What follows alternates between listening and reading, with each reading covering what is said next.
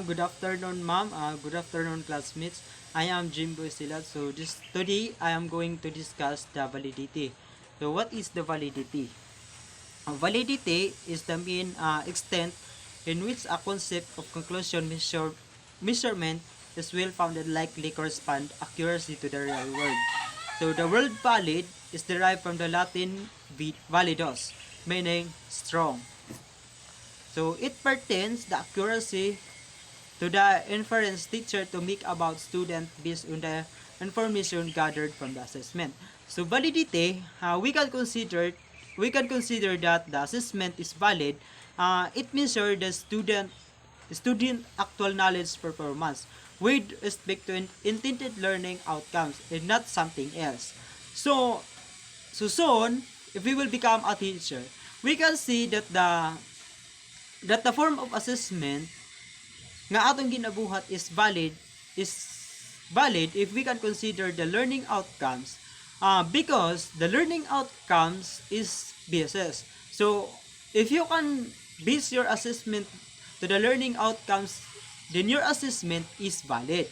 So for example, it is not necessary or valid if you are teaching in grade 4, and then the assessment nga imong ginabuhat is intended for them nga gikuha nimo sa grade 3.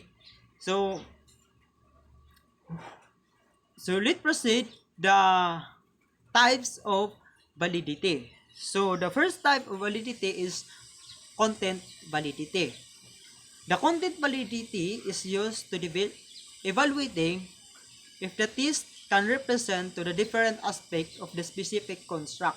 In order to generate valid result, it's essential that the content of the survey, test, or any measurement methods you can use to cover the relevant or necessary areas of the subject in it intended to measure.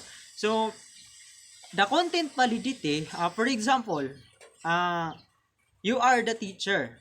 If you do summative test on your learners, in making questions, all topic will be included in that unit. So must be made the questions. So you can just focus on the topic because uh, in assessing the in assessing your learners and to make sure that they are mastered or learn from your topic. So everything should be included on your summative test. So the content validity, or content validity, for example, if your learners was able to correct answer 80% of the items in science, so you as a teacher, you infer that the student know 80% of the content area.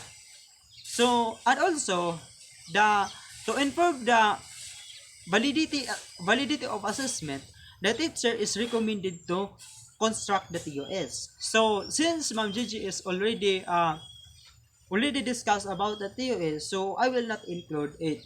So let's proceed under the content validity. So under the content validity is instructional validity. So instructional validity is the extent to an assessment is systematically sensitive to the nature of instruction offered. So this is closely related to the instruction sensitivity, which defined as a degree to which student performance in a test or accuracy reflect the quality of instruction to promote student mastery of what being assessed.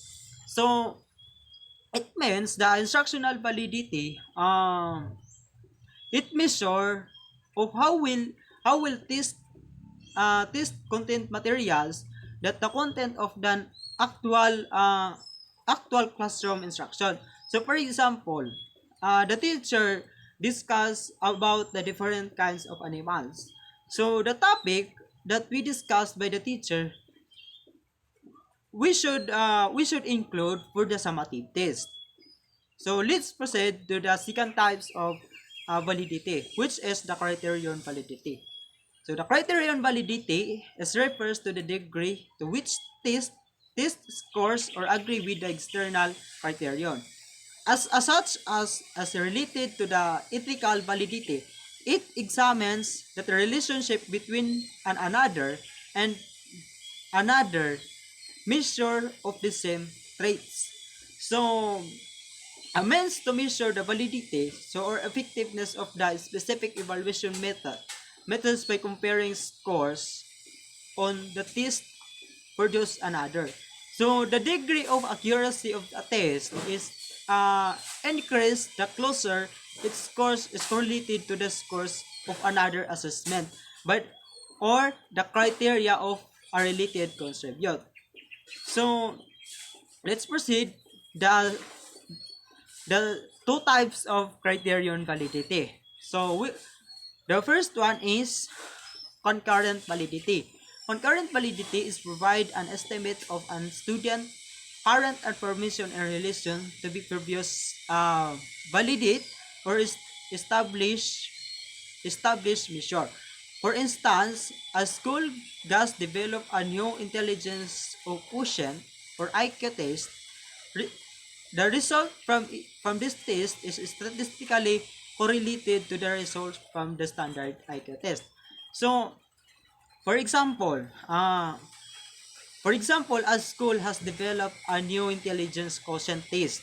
So, the result from the test are statistically correlated to the result or standard IQ test. If the statistically analysis reveals or the strong correlation between the two sets or scores, then there is an high criterion validity. Ibig sabihin, if pag na-analyze sa data, di nakita na very close lang ang score or result, then pasabot ana is high ang criterion validity test. So also very important na ma-mention sa data na both of them is measured of the same time or criterion data are collected at the same time. So second types of criterion validity is predictive validity. So the predictive validity pertains to the power of usefulness of the test scores to predict the future performance. For instance, kada score in the entrance examination test to be used to predict college scores and first year grades points average or GPA to assess a year later. Then there is predictively validity. So the things about the concurrent validity is referred to the test or replaced to another test. Why? Kay basin kana nga test is cheaper. Or example, ikaw as a teacher, nakita nimo that nga current test nga imong gibuhat is there is one test na mas suitable and perfect for that situation. So what are you going to do is to replace your current test with one another. So let's proceed to the third types of validity, which is construct validity. So the construct validity is an assessment of the quality of assessment used. It measures the extent to which the assessment is meaningful, measure of unobservable traits or characteristics. So the construct validity, if the test is accurately or predict on what is supposed to predict. For example, if you are agree or if you are going to enroll in university, di ba there is an entrance examination. So kanang entrance examination is used to identify what course suitable for you. So if you see to your question or to your course of your choice, then after year, pag-assess nimo sa imong general average sa first year and the result of your entrance examination, then there is an high correlation between the two It means there is validity. To ensure predictive validity measure use in future. So another construct validity is referred to the degree to which at least there are other measure on assist the underlying theoretical construct is so it is supposed to measure to for example the test is measuring to what supposed to measure. So an example is think about the general knowledge test, basic or in algebra. So if a test designed to assess knowledge and fact of considering rate, time, or distance on their relationship with one another, but that these questions are phrased in long and complex the reading pages. So their reading skills or advantageously or being measured in instead of an actual knowledge or basic algebra, they are construct the validation requirements of completion in multiple scores or evidence. So in order to demonstrate the construct validity, there are an evidence that the test measured on what to supposed to measure. So let's proceed two types of construct validity.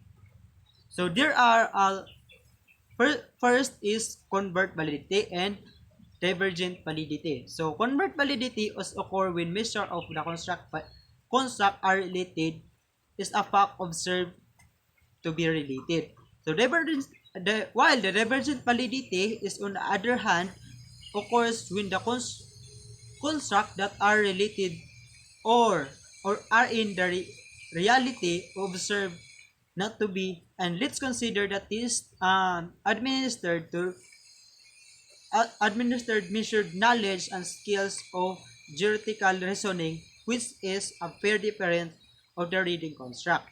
So the convergent validity consists of providing evidence that the two tests are believed to measure closely. The related skills or types of knowledge correlate strongly. So there is that is to say the two different tests and in ranking students similarly. So the discriminant by the same logic is consists of providing evidence of a test uh, that do not measure closely related to this uh, types of skills and knowledge. So another constitutive sa convert validity is it is a it is both divergent and convert validity is provide information evidence and cause to construct validity. So as not previously, at least basic and algebra used primary keys primary method to the algebra related to the construct and reading construct. So in order to determine the correlation of the scores on the test with the scores in one another. So algebra test is the higher than the correlation of the scores in reading test. So that's the end of our discussion. So this is my reference. So So thank you and God bless everyone.